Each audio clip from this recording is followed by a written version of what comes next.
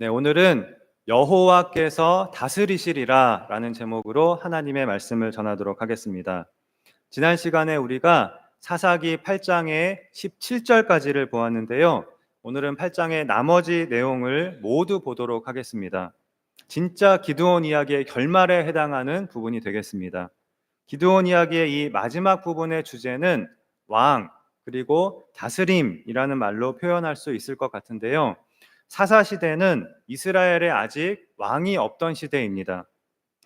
사사 시대가 지나고 나서야 비로소 이스라엘에 왕이 세워지면서 왕정 시대가 시작이 됩니다. 아직은 왕이 없는 그런 시대입니다.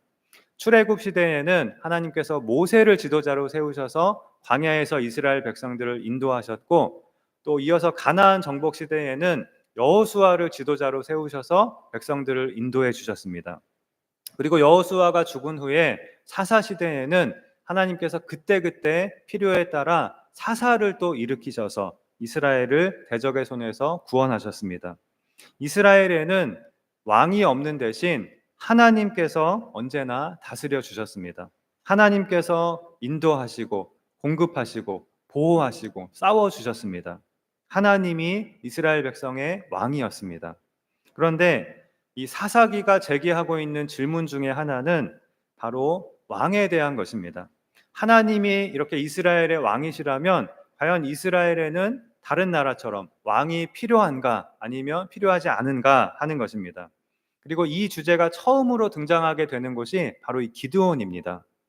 우리가 기드온이 미디안과의 전쟁에서 크게 승리한 이후에, 아직 완전한 승리를 거두기 전부터도 이미 기드온이 변해가고 있는 것을 보았는데요. 기드온이 어디까지 변해가게 되냐면요, 점점 왕처럼 변해가게 됩니다. 실제로 왕이 되지는 않습니다.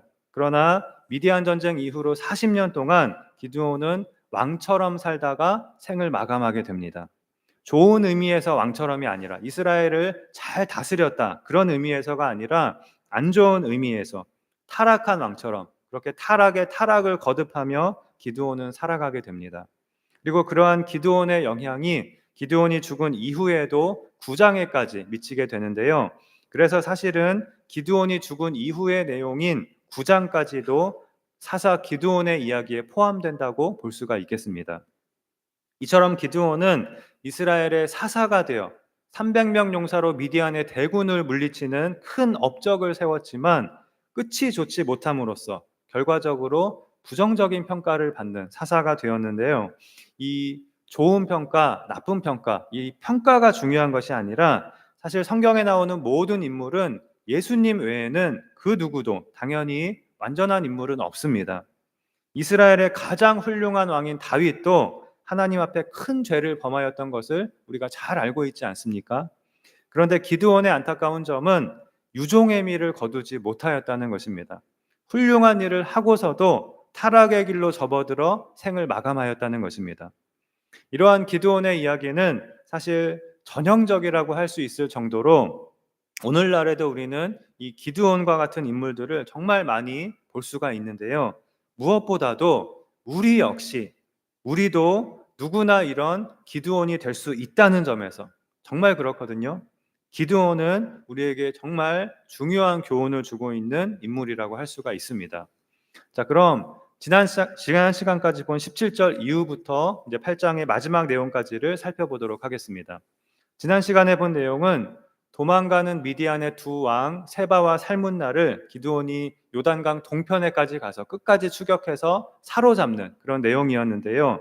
이 과정에서 요단강 동편에 있는 이스라엘의 두 성읍 숫곳과 브누엘 사람들이 기드온을 도와주지 않았다가 기드온에게 보복을 당하게 된 것을 우리가 보았습니다. 기드온은 미디안의 왕들인 세바와 살문나를 사로잡고 돌아오는 길에 같은 동족 이스라엘 사람들인 숫곳과 브누엘 사람들에게 잔인하게 보복을 하고 말았습니다. 자신을 무시한 것에 대한 화를 참지 못하고 개인적인 안갚음을 하고 만 것입니다. 그리고 나서 18절에서 21절에 보면 이와 비슷한 일이 한 가지가 더 있게 되는데요. 기드온이 미디안의 두 왕 세바와 살문나를 죽이는 내용입니다. 그런데 여기서도 기드온이 이상한 모습을 보이게 됩니다. 사실 이미 그랬는데요. 세바와 살문나를 지금까지 살려둔 것 자체가 정상적인 일은 아니었습니다. 당시에는 전쟁 중에 이제 전쟁터에서 적장을 죽이는 것은 영예로운 일로 여겨졌습니다. 큰 영광을 얻는 일이었습니다. 그래서 보통은 전쟁 중에 전쟁터에서 싸우는 중에 적장을 죽이게 됩니다. 그렇게 적장을 죽이는 것이 큰 공을 세우는 것이기도 했고 그것이 바로 전쟁을 승리로 이끄는 길이기도 했습니다. 그런데 기드온은 이 세바와 살문나를 죽이지 않고 사로잡고 그 왕들을 숫곳까지 끌고 와서는 숫곳 사람들에게 보이며 과시를 하였습니다. 봐라, 너희가 내 손에 없다고 했었던 그 세바와 살문나를 내가 잡아왔다. 내가 사로잡았다. 이렇게 자신의 힘을 과시한 것입니다. 그리고 이후에 분우엘에서도 역시 이 왕들을 끌고 가서 똑같이 합니다. 그리고 숫곳과 분우엘 사람들에게 화풀이를 다 하고 나서야 기드온은 이 두 왕을 처형합니다. 기드온이 세바와 살문나를 바로 죽이지 않고 사로잡은 것까지는 그럴 수도 있다고 쳐도 이 두 왕을 자신의 복수를 하는 일에 그리고 자신의 힘을 과시하는 일에 이용한 것은 사사답지 못한 행동이었습니다. 그런데 이것이 다가 아니었습니다. 18절에 보면 기드온이 숫곳과 분우엘에서 세바와 살문나를 욕보인 후에 세바와 살문나에게 뜬금없이 이렇게 묻습니다. 너희가 다볼에서 죽인 자들은 어떠한 사람들이잖아요.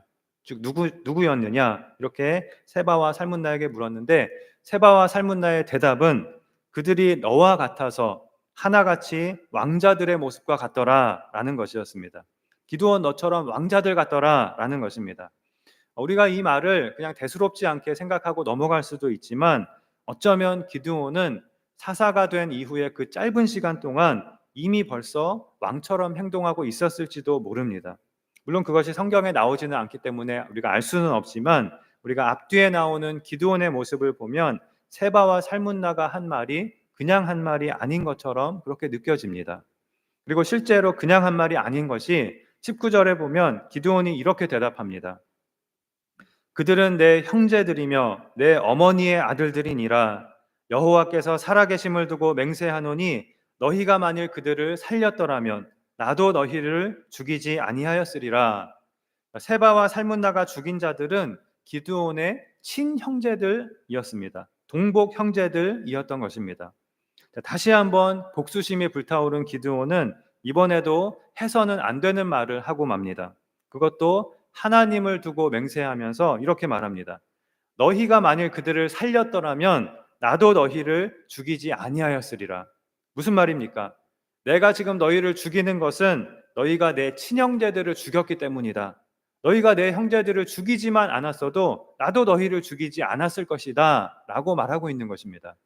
지금 기드온은 하나님께서 세우신 사사로서 이스라엘을 약탈하고 괴롭힌 미디안을 하나님이 심판하시는 그런 전쟁을 수행하고 있었습니다. 기드온이 세바와 살문나를 죽이는 것은 이스라엘을 괴롭힌 미디안에 대한 하나님의 심판이 되어야 했고 또 하나님께서 미디안을 심판하시는 그 하나님의 전쟁에 드디어 마침표를 찍는 그런 일이 되어야 했습니다. 그런데 기드온은 이 세바와 살문나를 죽이는 것을 자신의 개인적인 복수로 만들어 버렸습니다. 자신이 세바와 살문나를 죽이는 것은 자기 친형제들에 대한 복수였고 또 세바와 살문나가 기드온의 형제들을 죽이지만 않았어도 그들을 살려주었을 것이라고 말한 것입니다.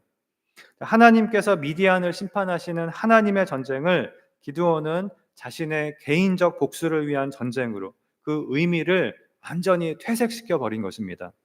어느새 기드온은 이스라엘의 사사로서 하나님의 전쟁을 수행하고 있는 것이 아니라 자신의 영광과 권력을 위한 자신의 전쟁을 하고 있었습니다. 그 일에 기드온은 바로 하나님을 이용하고 있었습니다. 하나님이 기드온을 사용하시는 것이 아니라 기드온이 하나님의 쓰임을 받는 것이 아니라 자신을 위하여 하나님을 이용하는 사람이 되어버린 것입니다. 그리고 기드온의 만행은 계속되는데요. 20절에 기드온이 자신의 맏아들인 여델에게 세바와 살문나를 직접 죽이라고 명한 것입니다. 자, 여기에는 두 가지 의도가 있을 수 있는데요. 첫째는 기드온이 복수심에 불타서 이 세바와 살문나에게 불명예와 치욕을 안겨주려고 했다는 것입니다. 당시에는 장수가 전쟁에서 누구의 손에 죽느냐 하는 것을 꽤 중요하게 여겼습니다. 용맹한 장수에게 죽는다면 그래도 그것은 명예로운 일일 수 있었습니다. 그러나 여자나 아이의 손에 죽는다면 그것은 가장 치욕스러운 일이 되었습니다. 그렇게 세바와 살문나를 모욕할 목적으로 기드온은 자신의 어린 아들인 여델에게 세바와 살문나를 네가 죽여라라고 명령한 것입니다. 그리고 두 번째는 어쩌면 기드온이 자신의 맏아들 이 여델을 나중에 자신의 후계자로 세우기 위해서 그런 명령을 내렸을 가능성도 있습니다. 적장을 죽이는 것은 큰 공을 세우는 것이었고 또 명성을 얻을 수 있는 좋은 기회였기 때문에 자신의 아들의 입지를 미리 강화해 놓기 위해서 그런 명령을 내렸을 수도 있습니다. 만일 그렇다면 기드온은 자신이 왕이 될 것까지를 생각하고 있었을 수도 있습니다. 왜냐하면 왕은 아들에게 세습되는 그런 직책이었거든요. 그러나 기드온의 아들 여델은 아직 어린 소년이었기 때문에 두려워서 칼을 빼지도 못하였습니다. 그리고 결국 기드온이 세바와 살문나를 죽이게 됩니다. 그리고 그들의 낙타 목에 있던 초승달 장식들을 떼어서 가졌다고 하였습니다. 이 초승달 장식들은 우상 숭배의 상징물이라고 하는 해석도 있고 또는 왕을 상징하는 물건이다 이런 해석도 있습니다. 어떤 경우든 기드온이 이 초승달 장식들을 욕심내었다는 것은 앞으로 어떠한 일이 일어날지를 예고를 우리에게 해주고 있는데요. 자, 이렇게 미디안 전쟁이 이스라엘의 승리로 끝나고 나서 우리가 오늘 읽은 22절에 보면 드디어 이 왕이라고 하는 주제가 나오게 됩니다. 이스라엘 백성들이 기드온에게 와서 당신이 우리를 미디안의 손에서 구원하셨으니 라고 말하면서 당신과 당신의 아들과 당신의 손자가 우리를 다스리소서라고 말합니다. 기드온만이 아니라 기드온의 아들 그리고 기드온의 손자가 우리를 다스려 달라고 한 것은 기드온에게 왕이 되어 달라고 말한 것입니다. 이 백성들이 하고 있는 말을 보면 당신이 우리를 미디안의 손에서 구원하셨으니 라고 하였습니다. 이들은 자신들을 구원한 것이 기드온이라고 생각을 하고 있었습니다. 앞에서 기드온이 오직 하나님께만 영광을 돌리지 않고 여호와를 위하라, 기드온을 위하라 이렇게 하나님의 이름과 자신의 이름을 함께 높인 결과였습니다. 그 결과 백성들은 눈에 보이는 기드온에게 영광을 돌리면서 용맹한 기드온이 자신들의 왕이 되어 자신들을 지켜주기를 기대한 것입니다. 자, 또는 어쩌면 백성들이 앞에서 이미 왕처럼 권력을 휘두르는 기드온을 보고 지금 기드온이 왕이 되려고 하는구나 이렇게 생각했을지도 모릅니다. 그리고 숫곳과 분우엘 사람들에게 기드온이 폭력을 휘두르는 것을 보고 어쩌면 기드온을 두려워해서 자신들이 알아서 먼저 기드온에게 왕이 되어 주십시오라고 한 것일 수도 있습니다. 그런데 어쨌든 23절에서 기드온은 아주 훌륭한 대답을 합니다. 100점짜리 대답을 합니다. 내가 너희를 다스리지 아니하겠고 나의 아들도 너희를 다스리지 아니할 것이요 여호와께서 너희를 다스리시리라 라고 한 것입니다. 자신이 왕이 되기를 거절하고 오직 하나님만이 왕이심을 선언한 것입니다. 너무나 훌륭한 대답이지요. 만일 이 23절에서 기드온 이야기가 끝났으면 기드온의 이야기는 너무나 아름다운 결말이 되었을 것입니다. 그런데 너무나 황당하게도 바로 다음 절인 24절부터 이 기드온은 자신이 한 말과는 너무나 다른 행보를 보이게 됩니다. 말은 왕이 되지 않겠다고 하였는데 실제로는 왕처럼 행동하고 또 왕처럼 살아가게 됩니다. 그런데 이런 일이 사실은 우리에게도 저와 여러분에게도 얼마든지 일어날 수가 있습니다. 우리가 말로는 오직 하나님께 영광을 돌리고 하나님이 나의 왕이라고 말하면서 실제로는 내가 나의 왕이 되고 싶어 하고 또 내가 왕인 것처럼 그런 삶을 살아갈 수가 있는 것입니다. 이단 교주들도요, 물론 자기가 하나님이다, 내가 하나님이다 라고 말하는 그런 유형의 이단 교주들도 있지만 또 많은 경우에는 말로는 하나님께 영광을 돌리고 또 하나님을 찬양하고 하나님의 영광을 외치면서 실제로는 하나님을 이용해서 자신의 왕국을 만들고 자기가 왕이 되어 살아가는 사람들이 대부분입니다. 자, 그렇다면 기드온의 경우에는 어느 것이 기드온의 본심일까요? 물론 기드온은 자신이 기적적인 승리를 이룬 것이 자신의 능력 때문이 아니라 하나님께서 하신 일이라는 것을 누구보다 잘 알고 있었고, 그래서 나는 왕이 아니다 라고 하면서 여호와께서 너희를 다스릴 것이라고 말했을지 모릅니다. 아마 진심에서 그렇게 한 말이었을지 모릅니다. 그리고 실제로 기드온은 왕이 되지도 않습니다. 그러나 앞에서부터 기드온은 이미 왕처럼 행동해 왔고 또 앞으로도 왕처럼 행동할 것이거든요. 그렇다면 무엇이 기드온의 본심이라고 할 수가 있을까요? 기드온의 말일까요? 기드온의 행동일까요? 이것을 우리는 기억해야 합니다. 아무리 우리가 올바른 말을 하고 우리의 입으로 오직 하나님께 영광을 돌린다고 하더라도, 그리고 우리가 진심으로 내가 그렇게 말했다 하더라도 실제 우리의 삶이 우리의 말과 우리의 믿음과 동떨어져 있고 일치하지 않는다면 우리의 고백과 믿음은 헛된 것이 될 뿐이라는 것입니다. 이것을 우리는 꼭 기억해야 합니다. 자, 그럼 기드온이 여호와께서 너희를 다스리시리라 라고 선언한 이후에 어떻게 기드온이 스스로 왕이 되어 가는지, 그 기드온 이야기의 마지막 내용을 계속해서 보시겠습니다. 기드온은 나는 왕이 아니며 하나님이 왕이시다 이렇게 분명하게 선을 그었지만 세 가지 유혹을 이기지 못하고 급격하게 타락해 가고 자신의 말과는 달리 스스로 왕이 되어 갔는데요. 그 첫 번째 유혹은 바로 물질의 유혹, 즉 돈의 유혹이었습니다. 왕이 되기를 거절한 기드온은 24절에 바로 이어서 백성들에게 이렇게 말합니다.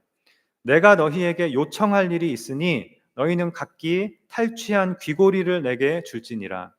지금 미디안 족속을 이긴 거잖아요. 미디안 족속은 이동 생활을 하는 유목민족이라고 하였습니다.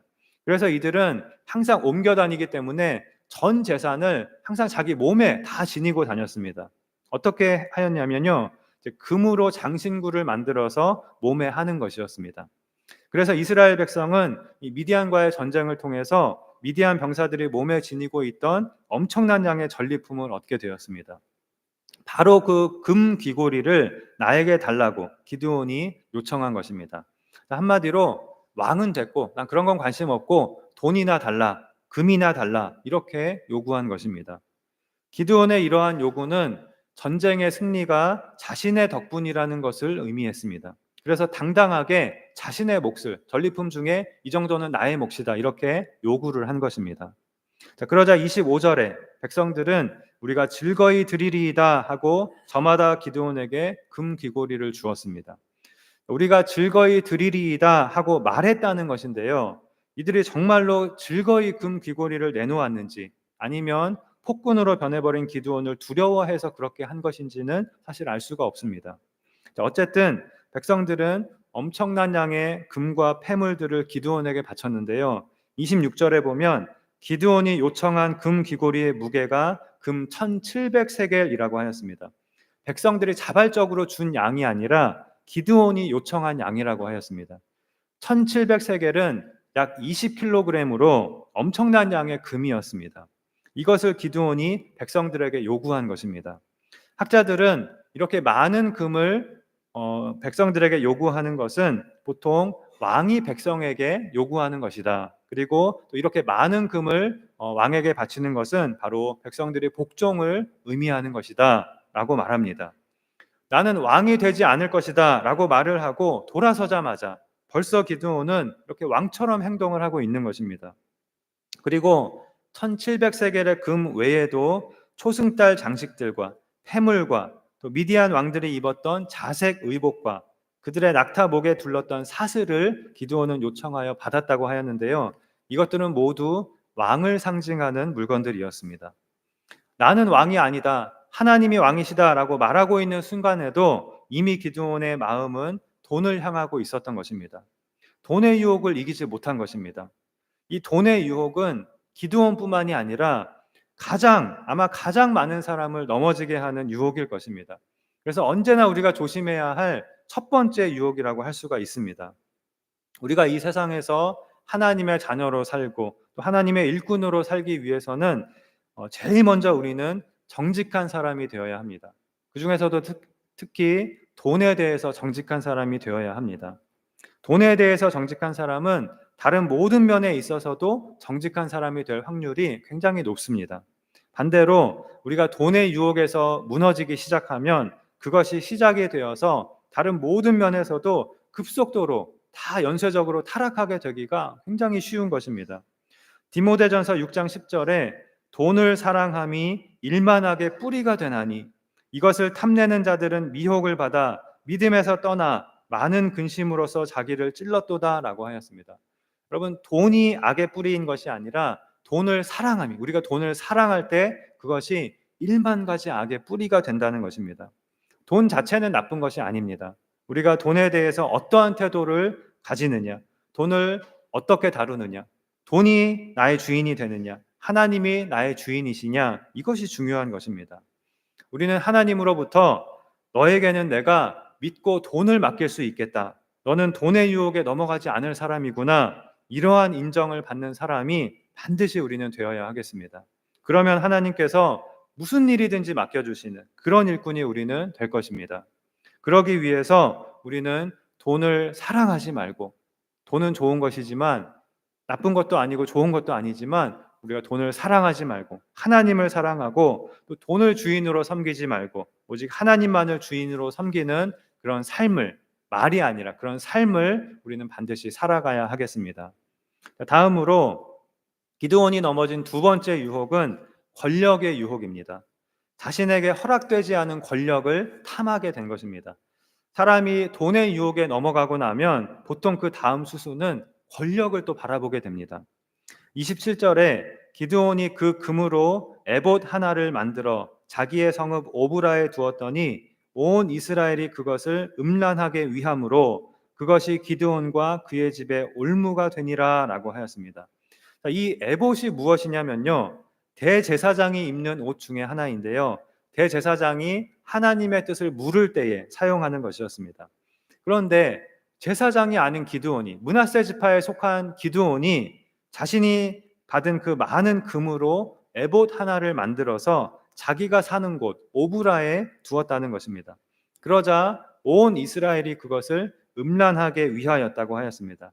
이러한 표현은 영적인 우상 숭배를 가리키는 표현이거든요. 온 이스라엘 백성이 기드온이 만든 이 에봇을 우상을 섬기듯이 섬겼다는 것입니다. 왜 기드온은 금으로 에봇을 만든 것일까요? 에봇은 제사장들만이, 대제사장만이 입을 수 있는 것인데요. 원래 이스라엘 백성이 중요한 일을 앞두고 하나님의 뜻을 묻기 위해서는 대제사장에게 가서 성막까지, 대제사장이 있는 성막까지 가야 했습니다. 그때 하나님께서 하나님의 뜻을 알려주시기 위해서 대제사장에게 입게 하신 것이 바로 에봇이었습니다. 그런데 기드온이 이 에봇을 만들어서 자기가 사는 곳인 오브라에 둔 것은 자기가 대제사장이 되고 자기가 사는 곳을 성소로 만들겠다는 것이나 다름이 없었습니다. 자기에게 주어지지 않은 제사장의 직분까지 넘보게 된 것입니다. 그런데 기드온이 만든 이 에봇을 백성들은 우상처럼 섬기기 시작하였습니다. 기드온이 금으로 에봇을 만들었다고 하였는데요, 만일 금으로 장식을 한 것이 아니라 완전히 금만 가지고서 에봇을 만들었다면은 애초부터 이 에봇은 입기 위한 것이 아니라 가져다 놓고 보기 위한 것, 숭배하기 위한 것이었을 것입니다. 처음부터 마치 우상처럼, 우상으로 금 에봇을 만들어 놓은 것입니다. 금송아지처럼요. 그러자 백성들은 이 금 에봇을 곧 우상처럼 섬기게 되었을 것입니다. 예를 들면 거기에 가서 기도를 하거나 또 그것을 신성한 것으로 여기고 만지거나 또 거기에 대고 맹세를 하거나 그 앞에 제물을 바치면서 이렇게 우상 숭배를 하게 된 것입니다. 원래 기드온의 아버지의 집에는 바알의 제단이 있었다고 하였습니다. 우상 숭배를 하는 집이었습니다. 기드온의 아버지는 아마도 바알을 섬기는 사제, 제사장과 같은 그런 역할을 했을 것이고 사람들은 그 기드온의 집에 있는 바알의 제단에 와서 바알을 섬겼을 것입니다. 그런데 하나님의 명령에 따라 그 바알의 제단을 헐고 여룻바알, 즉 바알과 싸운 자라는 별명을 얻은 것이 기드온이었습니다. 그런데 그랬던 기드온이 이제는 자신의 집에 우상을 두고 온 백성이 하나님을 떠나 우상을 섬기도록 인도하고 있었으니 얼마나 기가 막힌 일입니까? 어쩌면 기드온은 자기 아버지가 바알을 이용해서 누렸던 권력을 생각하면서 자신은 온 이스라엘을 상대로 권력을 행사하고 또 군림할 그런 생각을 품었는지도 모릅니다. 그러나 기드온은 온 이스라엘을 결국 우상 숭배로 이끌었고 그것은 결국 기드온과 그의 집에 올무가 되었다고 하였습니다. 이 올무에 걸리면 절대로 빠져나오지 못하고 결국에는 죽게 되는 것입니다. 많은 사람들이 권력의 유혹에 넘어져서 타락하게 되는 것을, 너무나 빠르게 타락하게 되는 것을 우리는 많이 보게 됩니다. 돈을 가지고 나면 이제는 높은 자리, 명예를 탐하게 됩니다. 그러나 로마서 12장 3절에서 바울은 마땅히 생각할 그 이상의 생각을 품지 말고 오직 하나님께서 각 사람에게 나누어 주신 믿음의 분량대로 지혜롭게 생각하라 라고 하였습니다. 하나님께서 우리 각 사람에게 나누어 주신 달란트가 있고 또 사명이 있고 직분이 있습니다. 그런데 하나님께서 맡겨주신 일에는 크고 작음이 없습니다. 하나님께서 맡겨주신 직분에는 높고 낮음이 있는 것이 아닙니다. 하나님께서 우리에게 맡겨주신 일은 모두 지극히 작은 일임과 동시에 모두 크고 귀한 일인 것입니다. 하나님께서 우리에게 주신 달란트는 한 달란트든 두 달란트든 다섯 달란트든 모두 똑같이 귀한 달란트인 것입니다. 그것을 깨닫고 하나님께서 맡겨주신 대로, 하나님께서 허락하신 대로 나에게 주어진 자리에서 나에게 주어진 역할을 충실히 감당할 때 하나님은 누구에게나 똑같이 잘하였도다, 착하고 충성된 종아 하고 칭찬해 주시는 것입니다. 그런데 이것을 깨닫지 못할 때 우리는 내가 갖지 못한 권력에 욕심을 내게 되고 마땅히 생각할 그 이상의 생각을 품게 되는 것입니다. 우리가 교회에서 또 이 세상에서 어떠한 위치에 내가 있고 또 어떠한 자리에 있든지 우리 모두는 왕이신 하나님이 다스리시는 백성이며 하나님이 사용하시는 일꾼이며 또 한 아버지의 자녀로서 다 똑같은 형제 자매임을 기억하고 오직 하나님께서 나에게 주신 직분과 사명을 감당하는 일에 충성함으로 함께 하나님의 일을 이루며 하나님이 주시는 칭찬과 상을 받는 그런 우리 모두가 되어야 하겠습니다. 마지막으로 기드온이 넘어진 세 번째 유혹은 성의 유혹이었습니다.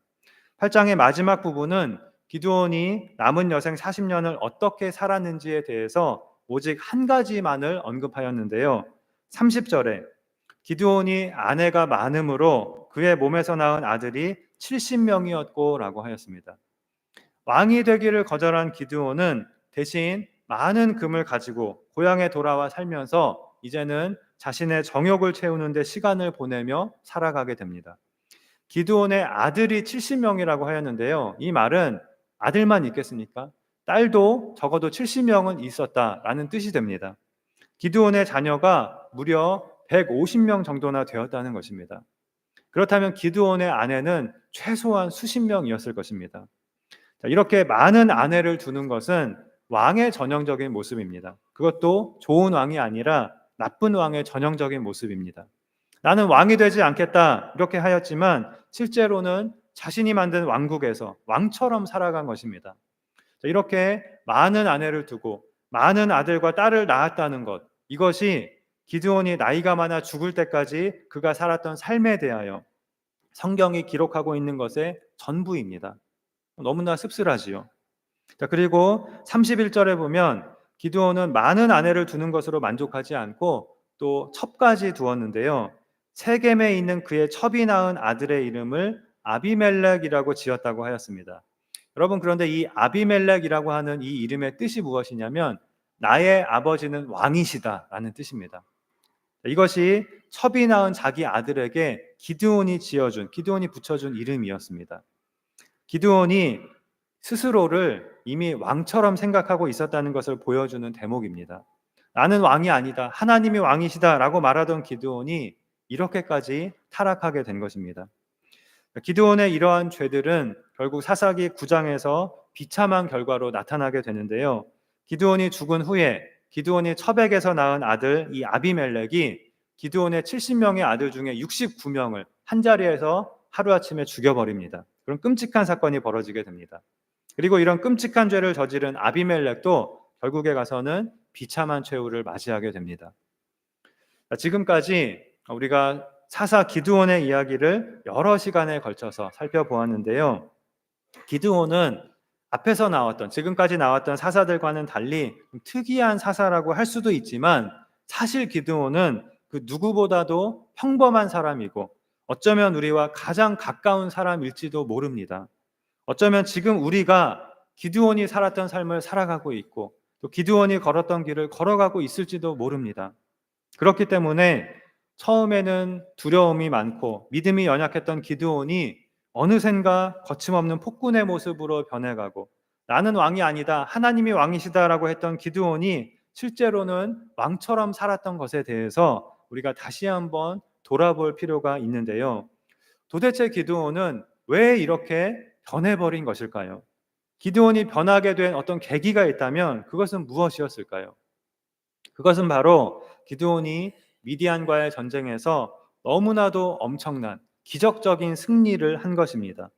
바로 그 큰 승리로 인해서 기드온은 자신이 하나님의 특별한 선택을 받은 특별한 사람이라고 생각을 하게 되었을 것입니다. 그리고 특별한 자신이 이스라엘을 구원하는 큰 승리를 거두었기 때문에 이 정도 부와 권력은 내가 좀 누려도 된다라고 생각하게 되었을 것입니다.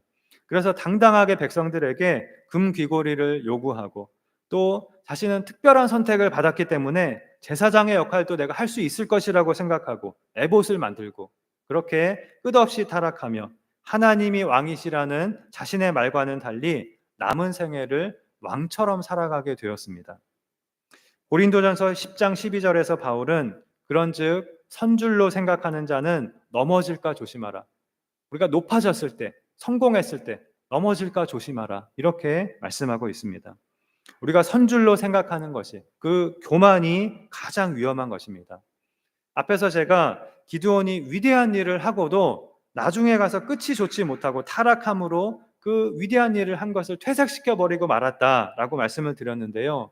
사실은 기드온이 한 그 위대한 일이라는 것도 기드온이 한 것이 아니라 하나님께서 하신 것이었습니다. 모든 것은 하나님께서 하신 일이었습니다. 이것을 우리는 언제나 깨달아야 합니다. 그래서 아무리 내가 큰 성공을 하고 위대한 일을 했다고 하더라도 그 모든 일을 한 이후에 예수님께서 가르쳐 주신 것처럼 나는 무익한 종입니다. 내가 해야 할 일을 했을 뿐입니다. 이렇게 고백을 해야 하는 것입니다. 그런데 이렇게 고백하는 대신 큰 일을 할수록 큰 성공을 거둘수록 그것이 자기가 한 것으로 생각하고 자기가 특별한 사람이라고 특별한 선택을 받은 사람이라고 생각을 하고 기드온과 같은 타락의 길을 걷게 되는 일이 오늘날에도 얼마나 많은지 모릅니다. 그러한 타락은 오직 하나님께만 영광을 돌리지 않고 여호와를 위하여 기드온을 위하여 라고 외치는 데서 시작이 되는 것입니다.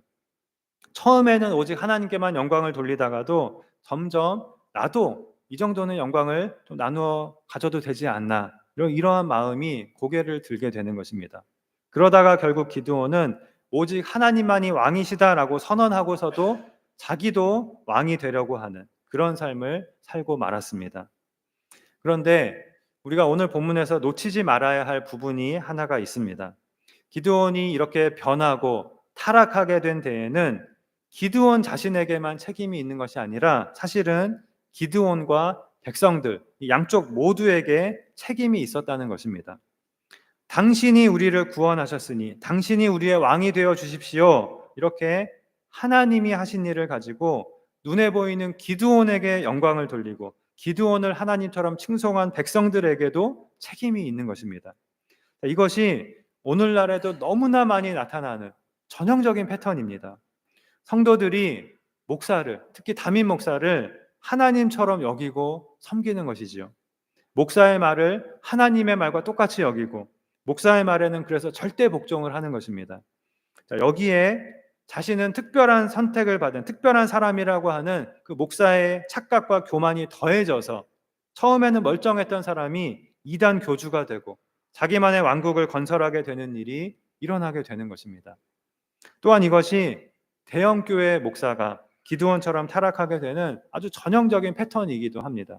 그런데 사실은 대형교회 목사가 타락하는 것이 더 부각되는 것일 뿐이지 중형교회나 작은 교회나 또 아주 작은 교회나 어디에서도 이런 일은 일어날 수가 있고 실제로 많이 일어나고 있습니다. 성도와 목사가 입으로는 하나님이 왕이시라고 말하면서 자신들만의 왕국을 함께 만드는 그러한 일이 실제로 많은 곳에서 일어나고 있는 것입니다.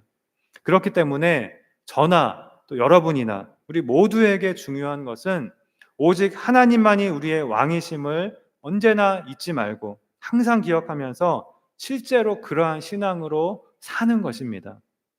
우리가 오늘 특별히 기억해야 할 것은 우리가 입으로 하나님의 왕되심을 고백하는 것과는 별개로 우리는 눈에 보이는 사람에게 자꾸 영광을 돌리고 의지하게 되기가 굉장히 쉽고, 또 내가 힘과 권력과 영광을 차지하려고 하는 그런 유혹에 빠지기가 누구나 우리는 쉽다는 것입니다. 그래서 아무리 훌륭한 신앙 고백을 하고서도, 아무리 훌륭한 말과 설교를 하고서도 금방 돌아서서 타락하게 되는 일이 누구에게나 일어날 수 있는 것입니다. 우리가 머리로 하나님의 왕이심을 알고 또 마음으로 하나님의 왕이심을 고백하고 있다 하더라도 우리의 행동과 우리의 삶은 우리도 모르는 사이에 다른 방향으로 나아가게 될 수가 있는 것입니다. 그러므로 우리는 이러한 우리의 연약함을 인정하고 고백하면서 날마다 성령님의 도우심을 구하며 우리의 생각과 우리의 마음과 우리의 행동과 우리의 삶을 모두 돌아보면서 오직 하나님께 영광을 돌리고 하나님을 나의 왕으로 모시는 삶을 살아가야 하겠습니다. 그럼으로써 하나님이 다스리시는 하나님의 나라에서 하나님의 온전한 돌보심과 공급하심 가운데 복된 하나님의 백성으로 살아가는 그런 우리 모두가 되기를 주님의 이름으로 축원합니다. 기도하시겠습니다. 하나님 아버지, 우리는 연약하여 하나님이 나의 왕이심을 고백하면서도 이 세상에서 많은 유혹을 받으며 내가 나의 왕이 되어 살아갈 때가 많습니다.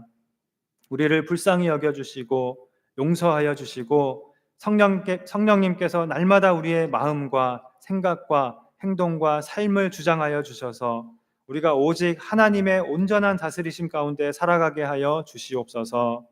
그리하여 주님이 다시 오실 때까지 오직 하나님의 신실한 일꾼으로 살고 하나님을 기쁘시게 하는 자녀로 살아가는 우리 모두가 되도록 인도하시고 축복하여 주시옵소서. 믿사오며 예수님의 이름으로 기도하옵나이다. 아멘.